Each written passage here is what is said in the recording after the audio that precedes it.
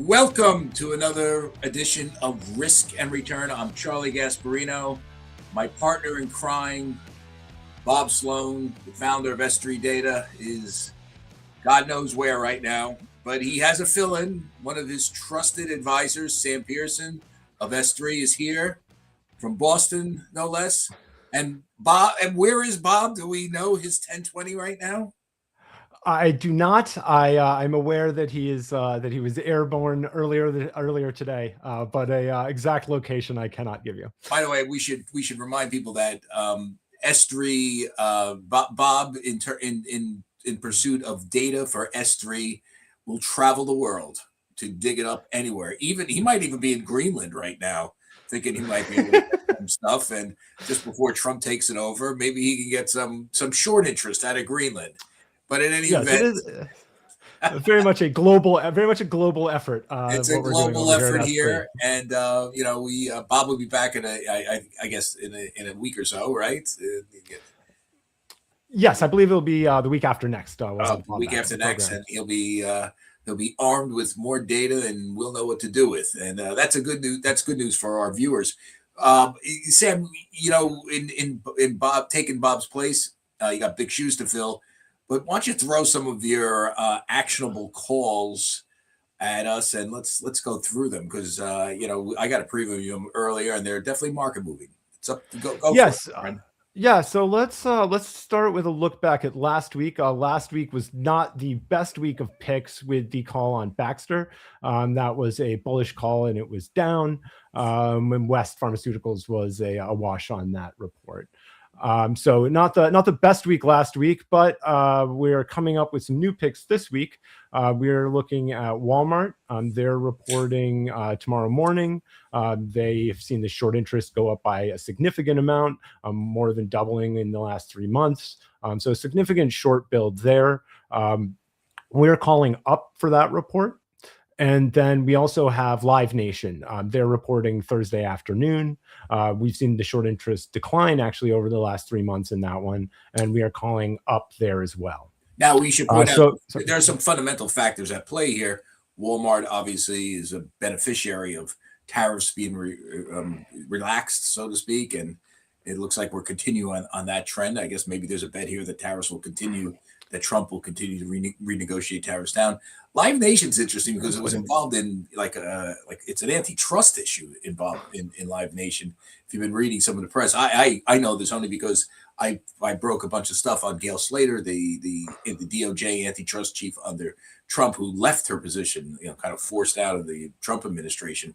And I think at issue was one of the issues. Live Nation's antitrust issues was one of those. I think they were looking at that. So you're saying certainly, certainly one that they're that they've that there's a persistent antitrust issue. That's something that I think from the general populace you sort of hear that type of a review, and it's kind of a stock that the average person can relate to. They are a customer of it. They're paying. It's a ticket company, right, for concerts. But you're saying the short interest is falling off of that one, correct? Yes. And so what we're doing when we're looking at these earnings models is looking at a pattern of short interest change and price change coming into a report. And so we're looking for stocks where there's a historical relationship there that's persisted through periods. And it's not that it's always going to be the same relationship, but it's looking for a relationship between the changes in short interest and price coming into a report. Interesting. So the in 2024 they sued Live Nation, and the trial scheduled for 2026. So it's kind of interesting that the short interest would be coming off this. Maybe they think it's overdone. Maybe they with the turmoil in DOJ, there's some market bet out there that they don't have their act together to win this, but. Be that as it may, that's what we're looking at, a trial of Live Nation on an antitrust grounds. Hey, what else? Do you have anything else this week? Nope, just those two for picks. So that brings us to the close of the picks section for this week. So we just have two calls, both up. We're looking at Walmart up and Live Nation up when they report tomorrow. Should be interesting. Live Nation. That's a long term. That's an interesting long term bet given what's going on. Do you want to go to my headlines, or what do you want to do? Yes, let's go to headlines. So we actually it's big headlines in a story you've been all over, going back to last year, looking at Warner Brothers, Paramount, Skydance, and Netflix, and I actually grabbed a couple of clips from previous episodes to help set up this conversation. But you're just kind of demonstrating. Are you going to make me look? No. Well, I don't think I. No. I don't think I could if I tried.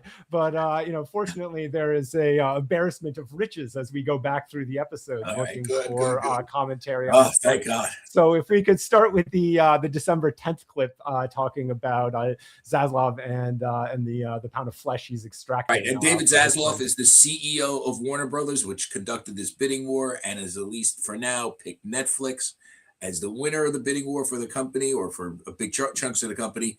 But Paramount Skydance, he's given them another 7 days now. That's the latest news, to come back and give them a better offer. Exactly. So let's play that first clip, and we can think about this being in early December, but as a call on what was happening with the Warner's price. Boy, he played this one beautifully. Remember, right? This thing started at $19 a share. It was $50. It was cash stock. From Peace Guy, then it's all cash. I mean, this thing was, let's face it, it was, by the time it got to 23.50, it was all cash, but it started out as cash stock. I'm told. You know what I'm saying? I mean, this is very interesting how this, and he got it up there, and he wanted a $30 bogey, and people were like, "What, are you kidding me?" And he got it. It's pretty amazing. I think when this is all over, he's going to be CEO. I mean, because he's going to get this bid up. I mean, I think he knows not to get too cute here. If he gets this thing up at a certain level, which is cash, he's got to have to. Yeah, it's a done deal.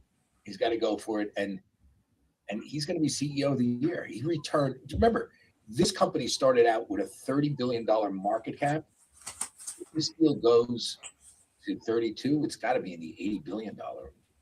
It's more than double.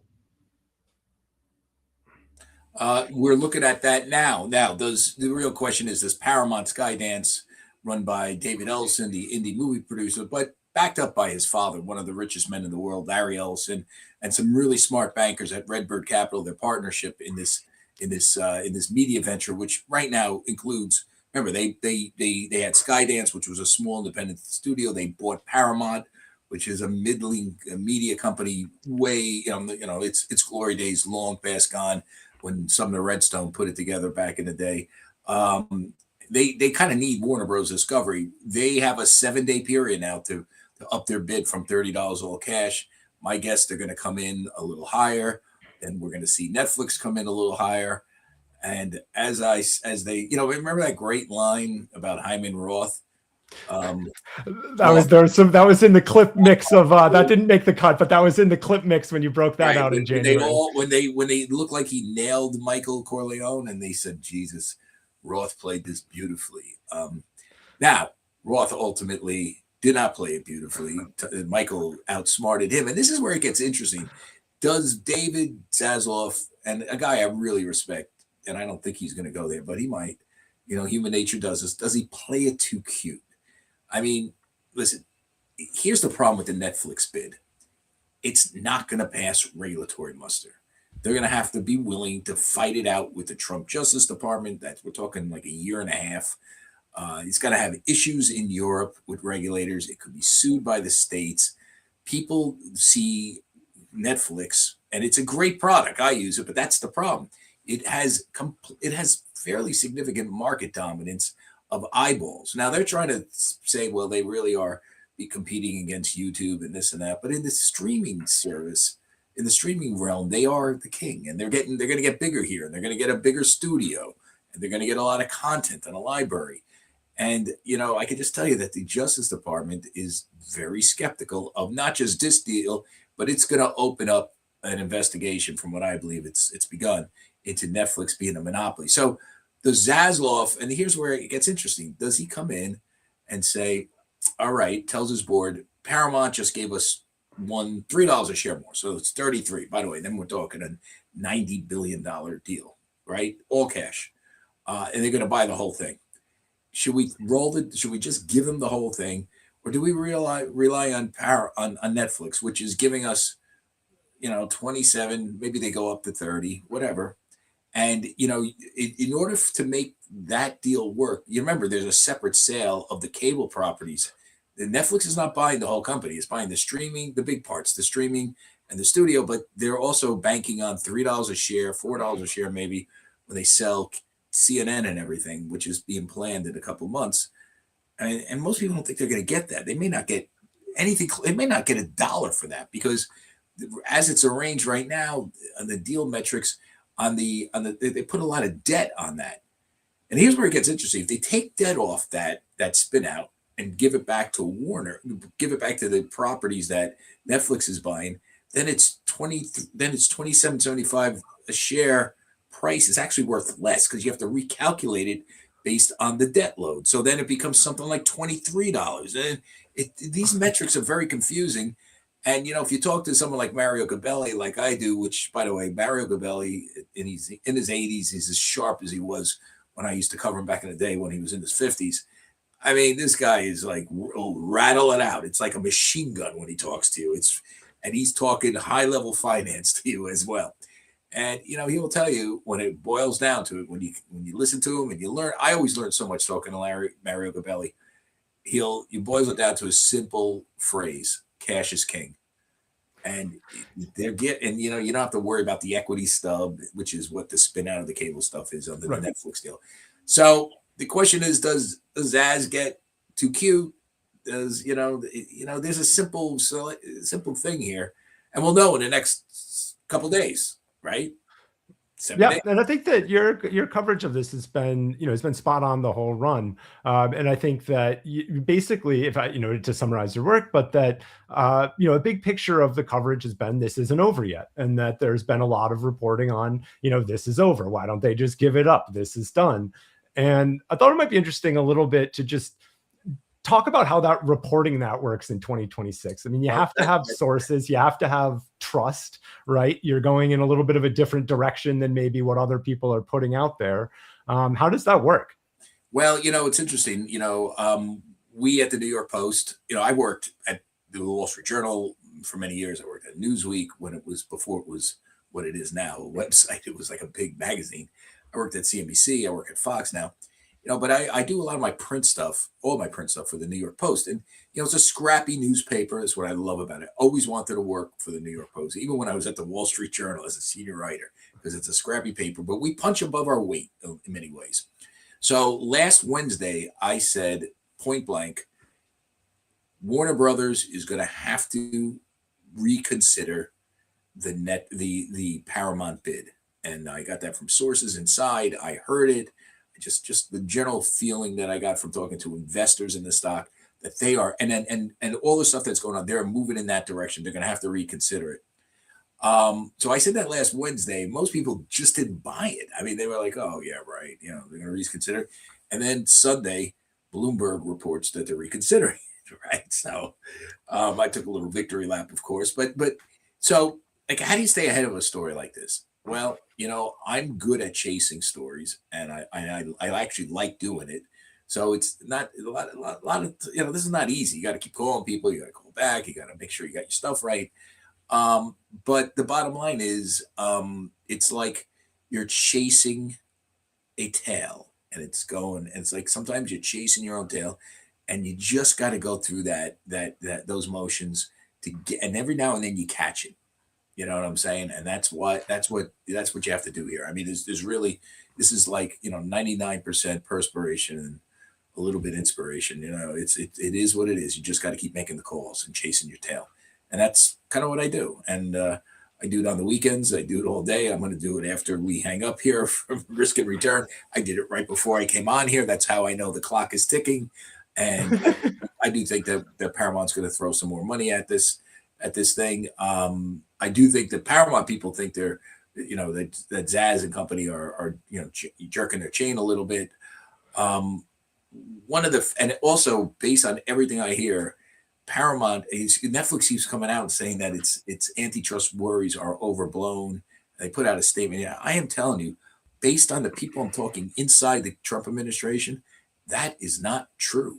That there is a real, I don't know why they keep saying that. And, maybe, I don't know, maybe I'm wrong. It's always a possibility. That's the other thing with reporting. You gotta be cognizant to know that you could be wrong.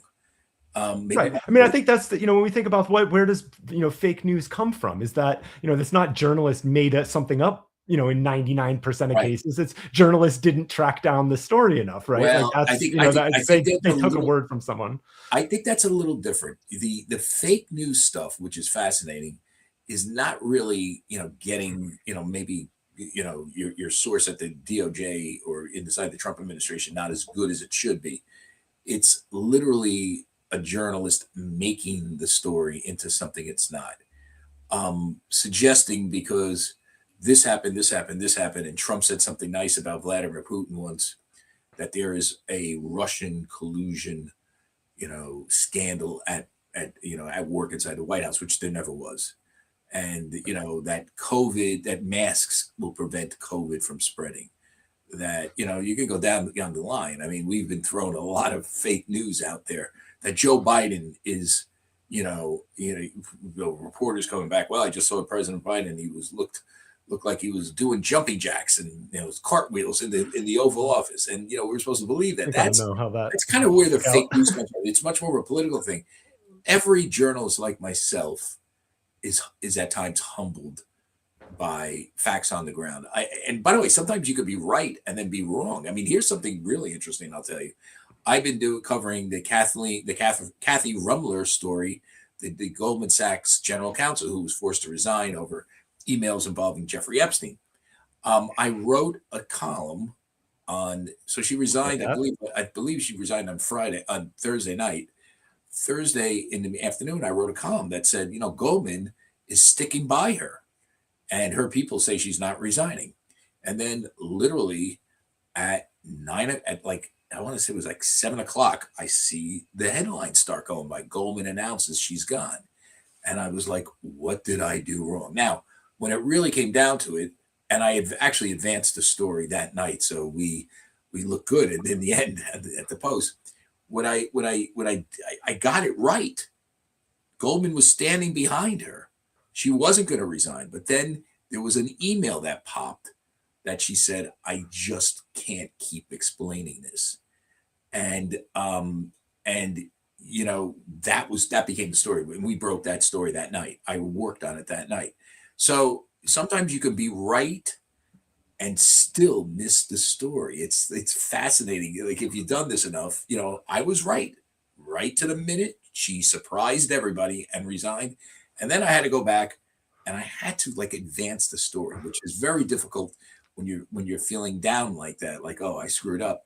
But this is a process where you're chasing your tail. And I just put my head down and we wrote one of the more definitive stories at the Post that night, put it together all that night within the next couple hours.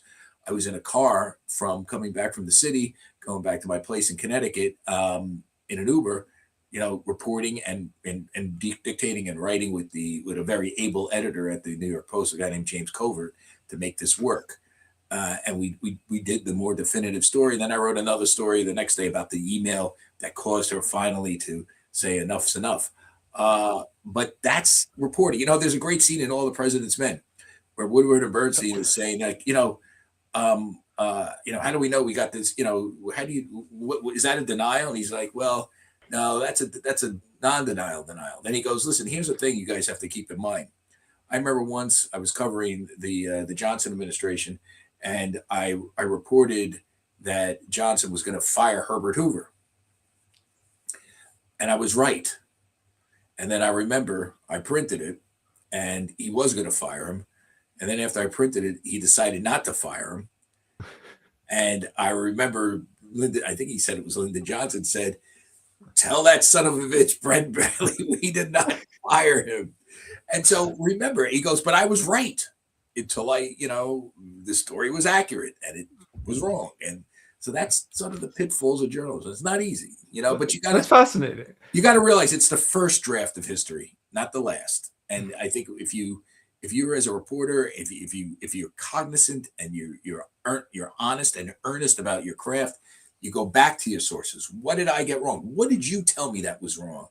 And you start to unspurl, and you just realize that people didn't lie to you. They were out of stuff happens out of the blue, and there's a deeper story. And that's what I was able to get out of that Rumner piece.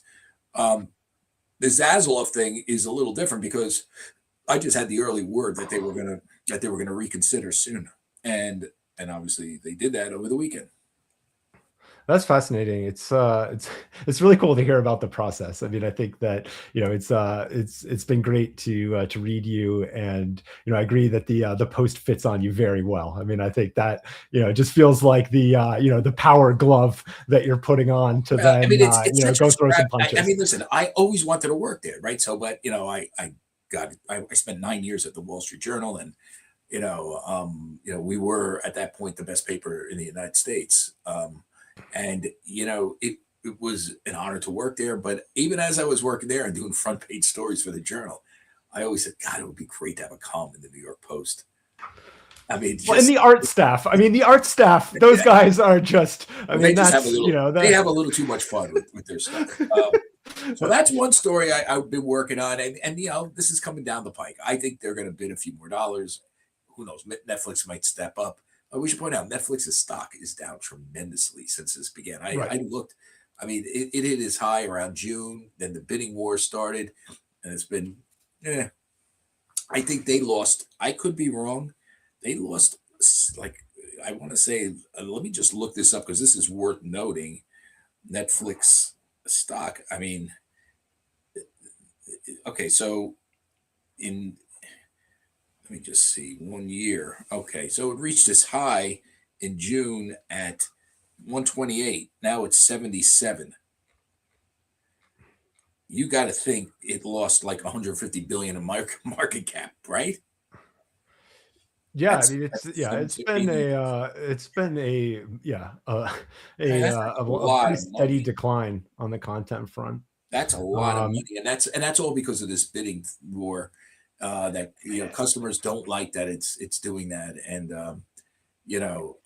I just think that they're playing with fire. You know what I'm saying? And probably a factor in Oracle too, right? I mean that the idea of where the cash for the bid's going to come from would potentially from stock collateral or things of that nature. I think Oracle's a different thing, and I think you have information on the and we probably will go to that a little bit on AI and how it's impacting these software stocks. Exactly. That's one thing I want to get. It's not just impacting software stocks. Have you been checking the brokerage stocks lately? I mean, look at Schwab. Look at FDJ. Look at maybe guys. Can you put up a Schwab chart?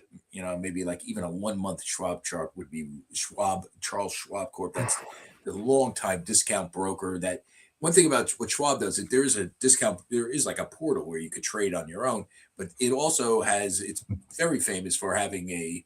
Is that a 1 month? Yes, it's a 1 month. Look at that. It also is famous for a stable of independent financial advisors that it puts its customers in touch with. And there's a general feeling right now that AI is going to make this business of financial advisors, humans, obsolete. I could tell you that I would be, and I'd love to see the short interest on Schwab these days, but I would be really, I think this is like the cart getting before the horse. And I'll give you two rationales. Number one, who goes to independent financial advisors or a financial advisor? Rich people. Rich people are not going to give their money to a bot. They're not going to. They want to call someone up. They want to talk to them. They want to, especially when they lose money. I mean, imagine calling up an algorithm like after you lost like $3 million on some trade. So that's not going to happen. Or anytime soon. The other thing is there's a historical precedent on that this is not going to happen. I recall I worked at the Wall Street Journal. Again, I told you that. In 1999, I was the Wall Street reporter, me and a guy named Randy Smith at the Wall Street Journal. And we were covering how brokerage firms were now having to adapt to online trading and online brokerage. Like people thought they were so smart they could just buy their own stocks. They didn't need a human being. So the Merrill Lynch thundering herd was going to be obsolete. And Merrill Lynch actually created its own online platform, which a lot of people thought would disintermediate customers from the human beings that were doing this. Again, it didn't happen, and it's because rich people, who are the sweet spot, brokers make money on fees. You need $1 million plus to get a decent fee. For your broker needs that to get a decent fee, and people with that type of money to invest, and that's on the low end, $1 million, by the way. I mean, my friends are brokers that handle accounts worth $500 million, right? Billion, and there's a lot of rich people out there, tech guys, and they're not gonna. It just didn't happen. No one's gonna trust a portal for that. They want to hear the person tell them, "Here's what we got. Here's what IPOs are coming." By the way, the broker can use AI to enhance his job, to make his job better and more efficient. So I think that is definitely going to be out there. But no one is. It's one of those industries that people love to call the death of, right? Robinhood, it's over, and then fast forward not so long, and Robinhood's done great. Robin's good, great business, but it is certainly not the end of their comps. So there's going to be short interest in Schwab is flat to down, so that's nobody's shorting into this. And that's interesting. While the stock is trading off, no one's shorting it because there's something here that people know that this is overdone. And people will need human brokers, and will continue to go to them, particularly the sweet spot of the brokerage business, the wealthy. One more story I'm getting into is, I don't know if you saw some of my reporting on Bad Bunny. I did a story like, why does the NFL keep doing this? Why do they keep going left when their average customer is pretty right wing, right? I mean, there's right of center. The average football fan is not exactly a Bad Bunny fan. Now, the reason why is because Roger Goodell has made, that's the NFL commissioner, a bet here. He's saying that his tried and true fan is not going to go anywhere. They're addicted to the sport for a lot of reasons, including its controlled violence aspect, and he's got them hooked on with gambling. I mean, gambling and betting on kickoffs and catches and all this stuff is a huge thing, and you just have to watch. You just see all the online gambling apps that are involved in football. You see the advertising to know that. So he's taking them for granted by looking at another demo, including, that's why he went with Bad Bunny. Maybe Latin America, they're looking to open up stadiums in Mexico. So I think it's it's the marginal customer. They're like, hey, can we get the marginal customer? And they're looking for a bigger customer overseas in Latin America, right? Clearly, and they're also looking at women. They think women are more social justice oriented, so that's why they keep going here. I will say this, and Goodell, as I'm reporting in the Post, is telling people he thinks it was a big success and he's done the right move because this is a way to diversify the audience. I will say that there's pitfalls here. Every other company that went woke did not do well, as we know from Budweiser. I think I may have read a book along those lines. Go woke, go broke. Who wrote that book? But some sharp financial journalist in America. But Budweiser, as we know, in a commercial featured a trans woman in a bubble bath drinking a Bud Light, and Bud Light went from number 3 to number 1 to number 3. I can go on and on. Disney, went woke with Snow White, and this thing is a huge bomb. So why is the NFL immune? I think it does have a very loyal fan base for the reasons I pointed out, but it may not last forever. Again, if you look at the numbers, when Bad Bunny started singing in Spanish that no one really understood, and all those flags of every country, drowning out the American flag, people just stopped watching. If you look at the Nielsen data, down, down, down, down, down, and then it popped when the third quarter started. So it got its highest ratings at the end of the second quarter. Then it was boom. Then it came back, and then it was down again because the game sucked. But that's a whole other story. R.I.P. my Patriots season. So. Yeah, so maybe So maybe go woke, go broke does apply to the NFL as well. And that's all I got this week. I'm done.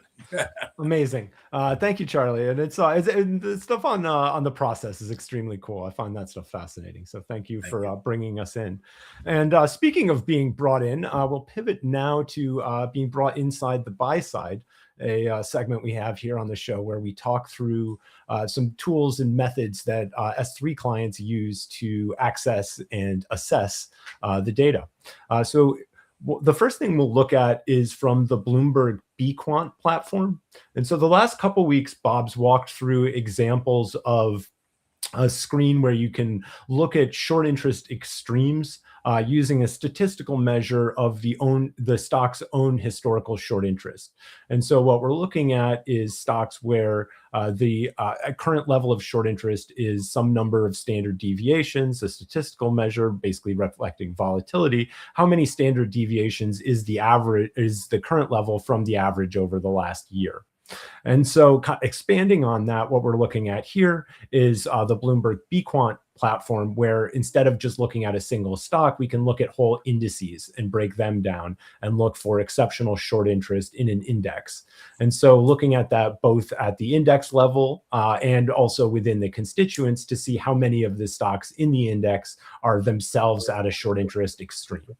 And so if we look at the table of the S&P 1500 sectors, this is showing those same statistical measures, but at the index level for the sectors. And so where we're looking at the last couple of weeks, the tech sector and looking at the Oracle extreme short interest, if we're looking at the sector level, we can see that in the S&P 1500, information technology is currently the most standard deviations above its average. So its Z-score is 2.2. With an average level of short interest of 3.5. Now, what companies would those be? What companies would those be, more or less? So we'll look at those in just a moment on the next screen. Certainly Oracle, right, has been one that's right up at the top of that. And so it's kind of getting at this idea of, is this an exceptional level for this security or for this index, rather than has it just gone up by a lot in percentage terms, or is it at a high level? Like for tech, it's not the most shorted in terms of average percent short float, but it is the most shorted relative to its own history and the volatility of its short interest. So what we're looking at here is zooming in on the S&P 1500 information technology sector, where you can see that Oracle is the most above its average. So its average over the last year was 1.4% of float short. It's currently 2.1%, and that's 3.5 standard deviations above the average. And you could look at the next. So if we looked at like HP, you could see that its short interest as a percent of float is much higher, but its average is also higher. And so it's a way that we put short interest into context and allow people a sort of another view on top of where they might have previously just looked at, oh, it's a high short percent of float, or the number of shares short has increased by 30% over the last month or something along those lines. So by being able to start at an index level and even at a group of indices, see which indexes are at an exceptional level, and then dive a level deeper into the index and look at how the constituents are laid out. So we can also move on to looking at the Hang Seng Tech Index. And this is a similar view where we're looking at the exceptional levels of short interest across the group. And so if you look at the Lenovo, the second in the list, that has a 21% of float short.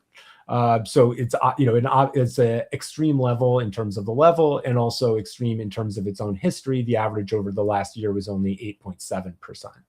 Whereas JD.com, a similar in terms of its exceptional short interest relative to its history, it is only 2.8% of float short. So it wouldn't really screen as high short interest, except through this lens where you're dialing in on the history of that particular security. And that's why it's interesting, because the raw numbers don't always tell you the story. It's the standard deviations that give you a more complete picture. And S3 is excellent at that.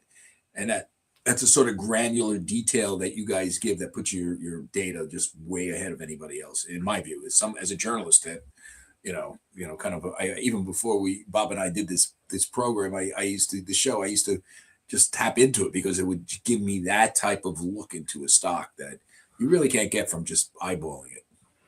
Yeah, it really comes from an access to data, having historical data, and then also having these methods to access it. Because it's one thing to have some giant database, and it's another to be able to turn that into tools that you can really make effective, Right.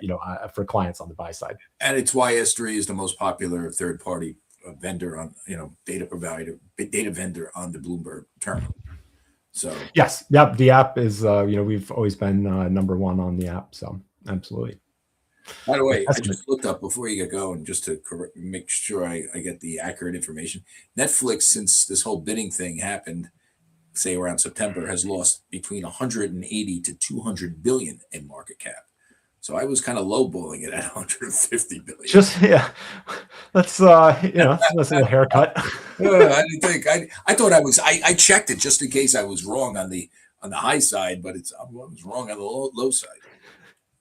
Yeah, that's a meaningful slide. I mean, and then that's really been across the markets. I mean, we've seen giant stocks, asset classes trading with extreme volatility.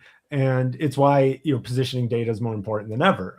I think, something we talk to clients about all the time is pivot points, is, well, how do you use this data? What does it mean that, something's at, a high Z score? And so you're saying, well, it means two things, right? It means that a lot of people are positioned this way, that it's exceptional, and that those people have obviously moved in so they could move back out again.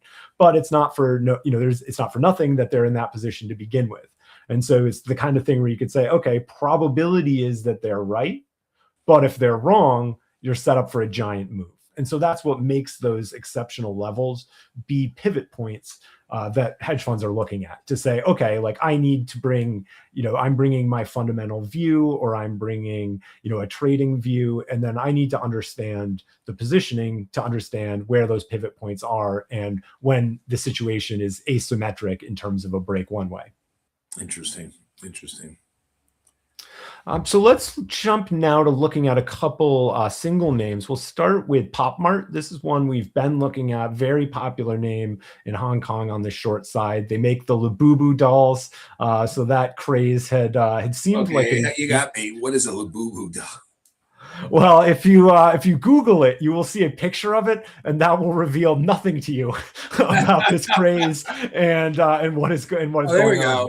Right. So as you can see, Charlie, Taylor and our production team was quick on the draw here. Now is this for kids? I guess so. I mean, who else? Well, I mean, in its conception, sure. In its collectability and price extremes, maybe there is the hand of an adult collector that is involved in the market. Any guy that collects one of these things, I would stay away from. They're odd little fellas, yeah. And so it's an interesting thing. I think that these are not the first sort of ugly dolls to gain popularity, but there's a question of, is this an enduring trend for a business? And the interesting thing is that after this period of it's kind of a fad and it's run down and the shorts are adding, over the last month the price has run back up again. And so, we have a short interest at a peak. We've got the price actually running up a little bit. You've seen the Labubus. I think you could kind of, make a snap judgment, but it's the sort of thing where you go, okay, what if people are wrong in the short run? This is a pivot point. Cabbage Patch dolls, tulips. Is that what we're seeing here? In my youth, Pogs. We were playing with the old milk bottle caps they were selling us for like a few dollars each.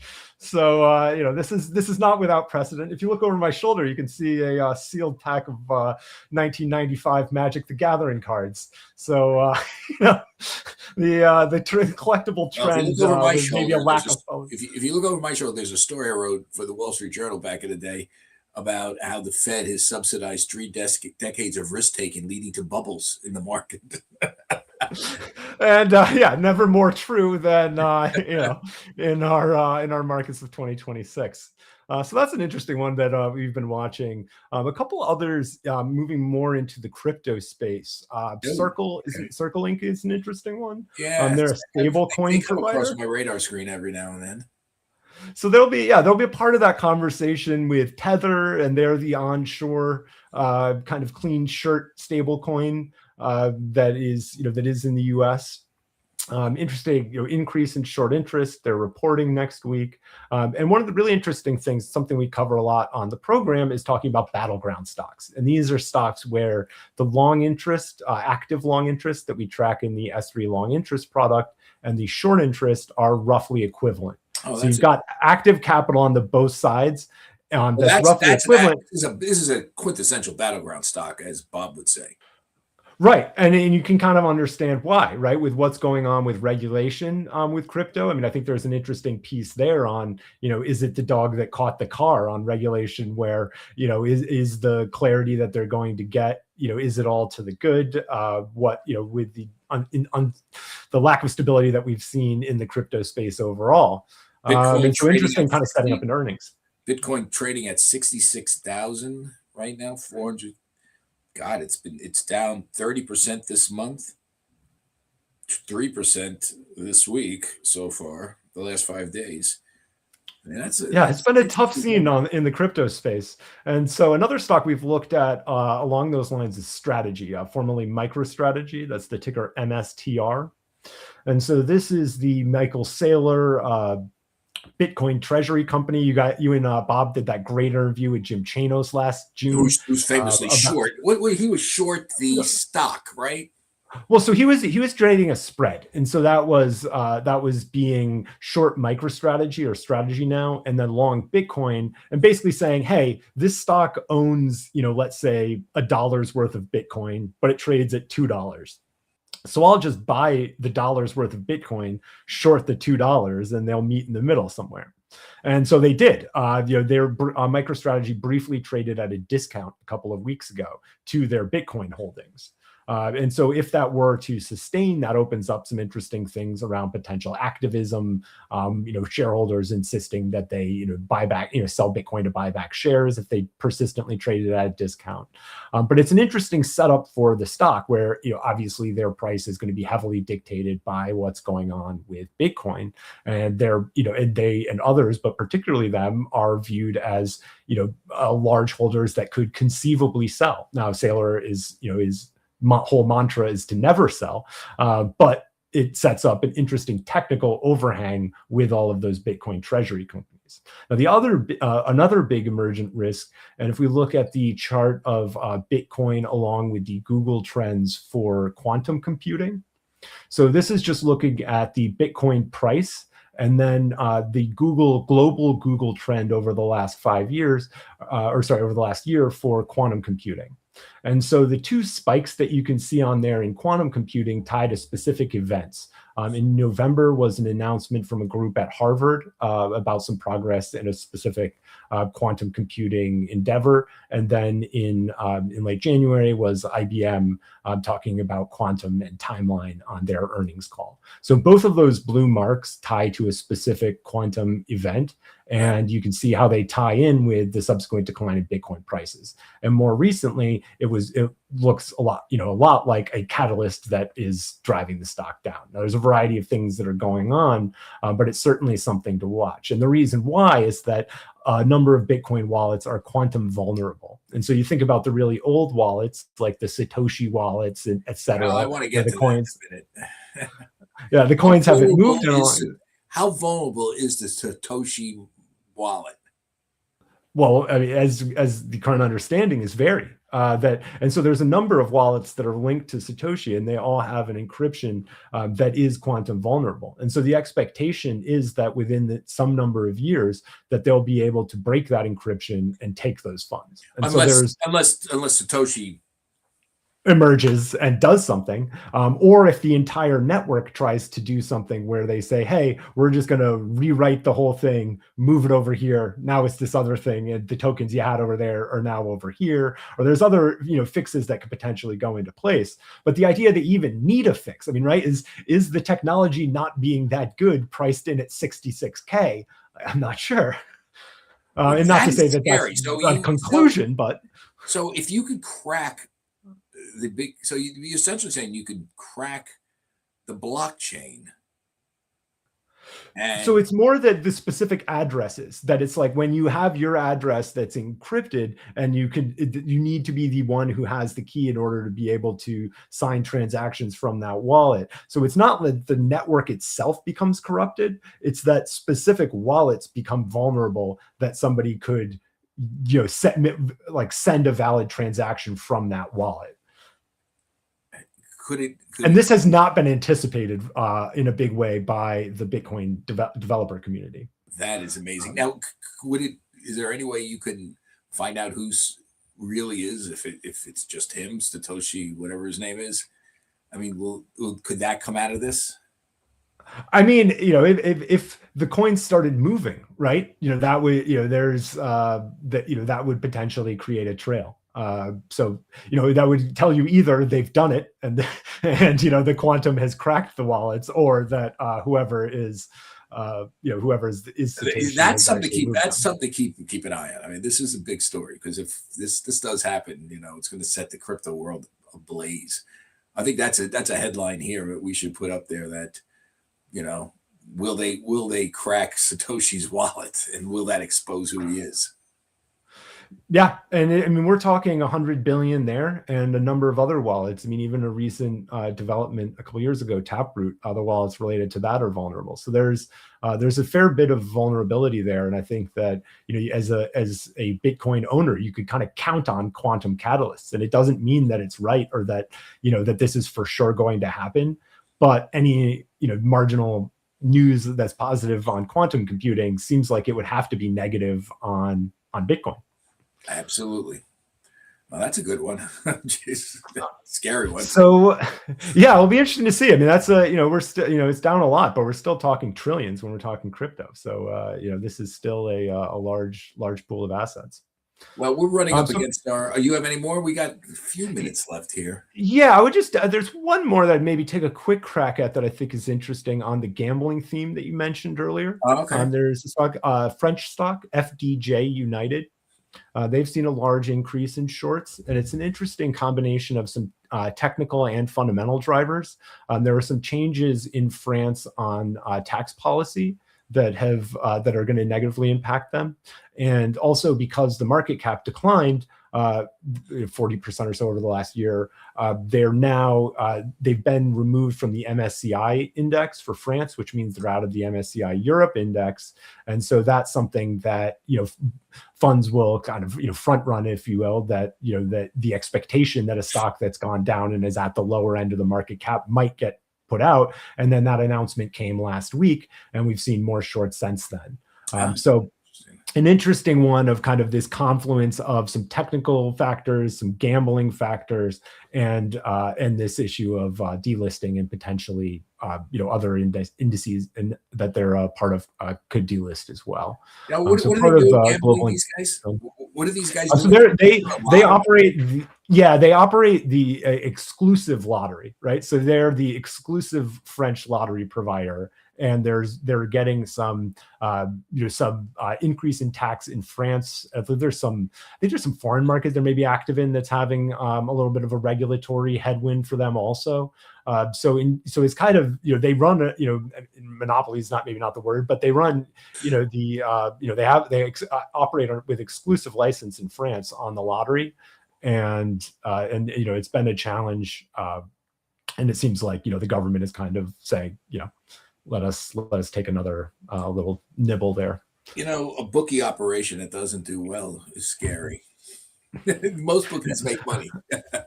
Well, it's an interesting world for that. And so we have one more chart that we can show quickly on DraftKings. And so that's been another one where in this one, there is a fair bit of kind of fundamental pressure there from all of the prediction markets. And there were legs down in the DraftKings prices. As soon as football season started, you can kind of see where the price drops down and the short interest goes up, where they cross in the middle of the chart. That's the opening weekend of the NFL season, where, suddenly we realize the prediction markets are going to be taking in a ton of size. And, it's going to be potentially, a little painful for DraftKings. Now, more recently, we've seen the DraftKings price really fall off, but short interest is starting to trail off. And so maybe it's done. You're starting to see states like my own state of Massachusetts really mounting a serious pushback on the idea that it shouldn't be the state lottery, the state gambling commissions that are running this business rather than the CFTC. So we're setting up some fights there as well. But an interesting time in the gambling space. And to your point, that the house always wins, but the prediction markets have been doing a lot of winning lately too. Well, the prediction markets are in my view the sort of disruptor of this nascent gambling business, and even maybe Wall Street along the lines of AI in a different way. I mean, every Wall Street firm is using the prediction markets as gauges. Everybody I talk to involved in this Netflix, Paramount, Warner Brothers, circle jerk, so to speak, is following the prediction markets and their odds of who's going to win. So, I mean, there's something going on here with the prediction market, and obviously you can trade off them, right? You can buy futures contracts off them.